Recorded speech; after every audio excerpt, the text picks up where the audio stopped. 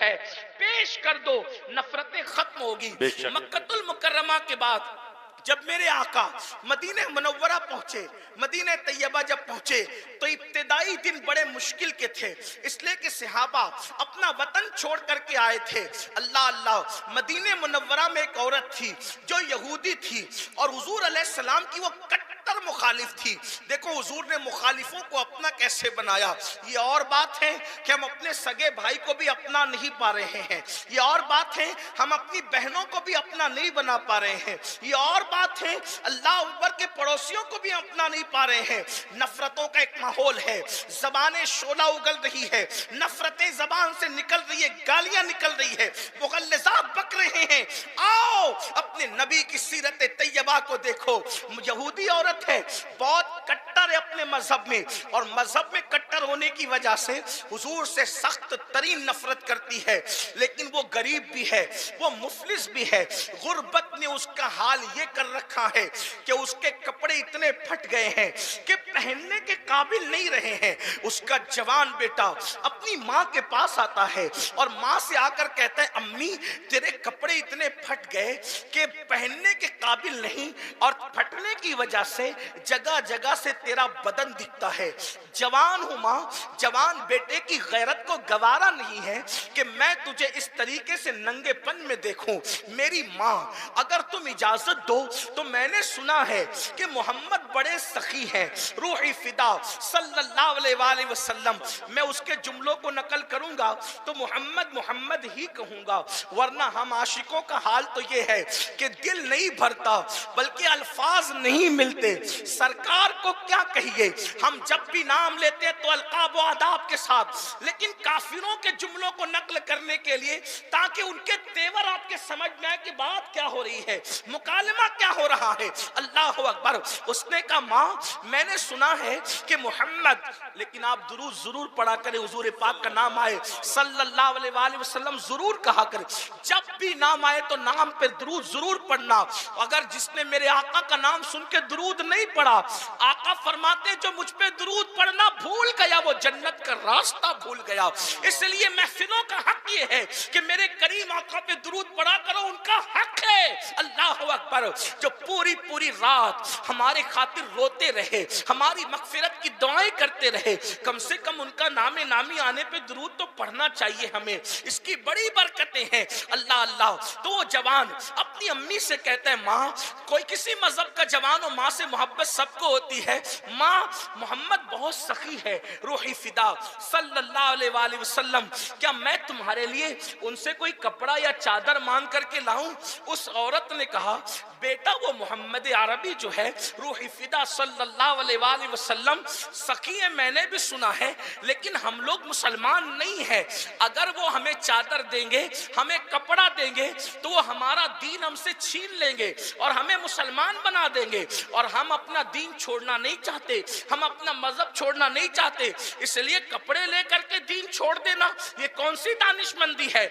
मुझे कपड़े गवारा नहीं, मैं इसी नंगेपन में रह लूं, लेकिन मैं अपना मजहब छोड़ने के लिए तैयार नहीं। कहा, अच्छा माँ मेरे चचा बड़े मालदार हैं, क्या मैं अपने चचा से मांग करके लाऊं? कहा, हाँ जाओ तुम्हारे चचा से मांग लो।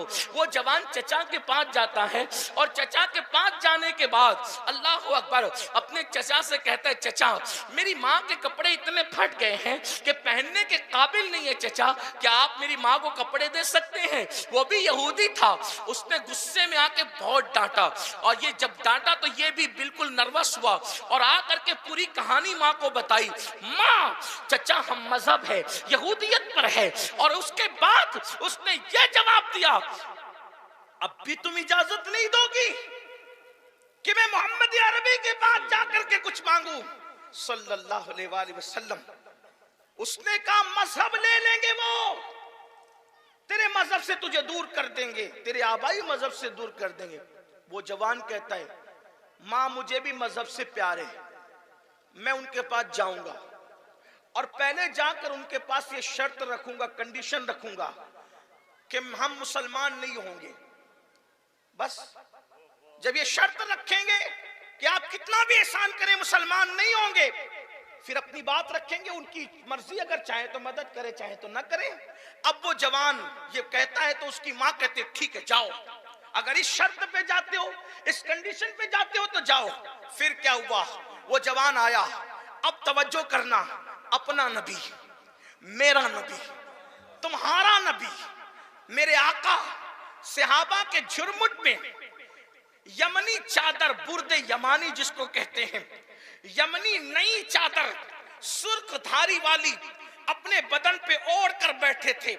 ये हदीस और रिवायत में नहीं, लेकिन अब मैं आपको बताऊं, मेरे नबी ने जब वो सुर्ख रंग की चादर ओढ़ी होगी तो सहाबा के जुर्मुट में आमिना का लाल कैसा लगता होगा। अल्लाह अकबर। बल्कि ऐसा लगता है कि सितारों की अंजुमन जिसके अनवार की खैरात मांगती है, जब वो अपने असहाब के जुर्मुट में होते होंगे तो नजारा क्या होगा, अंदाज क्या होगा। बल्कि लोग कहते हैं चांद जैसा चमकता चेहरा। मैंने कहा वल्लाह उनका चेहरा चांद जैसे नहीं चमकता था। क्यों? इसलिए कि चांद तो खैरात लेने के लिए खड़ा रहता है। जब उनकी सवारी की गर्द उठती है तो चांद कहता है मुझे कुछ धूल मिल जाए तो चमकने का शऊर मिल जाए। मेरे इमाम कहते हैं नूर की खैरात लेने दौड़ते हैं महरुमा, उठती है कि शान से करते सवारी।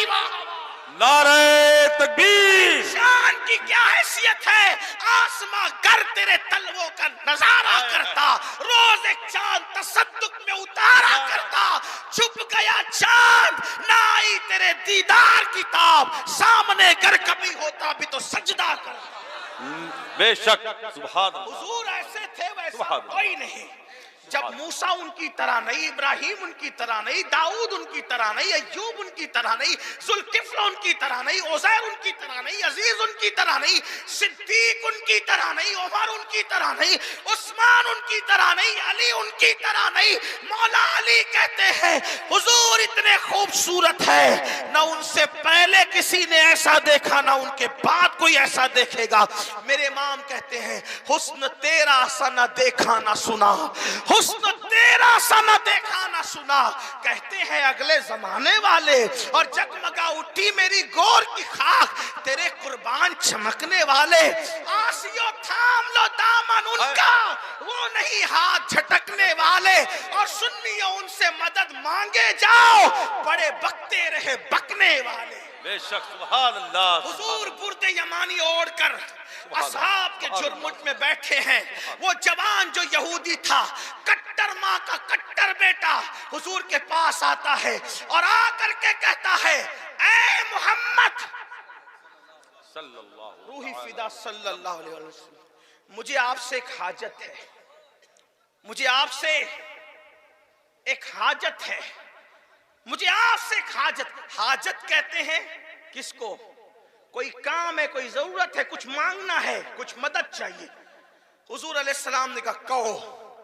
उसने कहा मगर एक शर्त है, कंडीशन भी है, आप मदद करें या न करें, एहसान करें या न करें, आप ये न समझना कि आप हमारे साथ अखलाक पेश करेंगे, एहसान करेंगे, मदद करेंगे तो हम मुसलमान हो जाएंगे।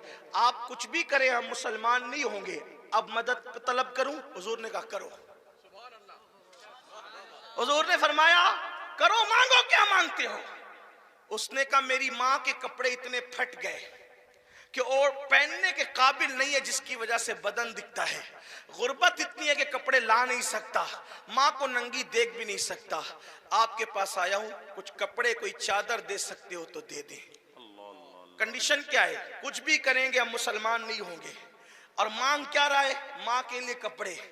अल्लाह के रसूल ने कोई तवक्कुफ नहीं किया, फरमाया ए जवान, गरचे गोचे अगरचे मेरे पास इस वक्त जो चादर मैंने ओढ़ रखी है, इसके सिवा कोई चादर मेरे पास है नहीं, लेकिन तू मांगने आया है, इसलिए ये चादर लेकर के चला जा। सुभान अल्लाह।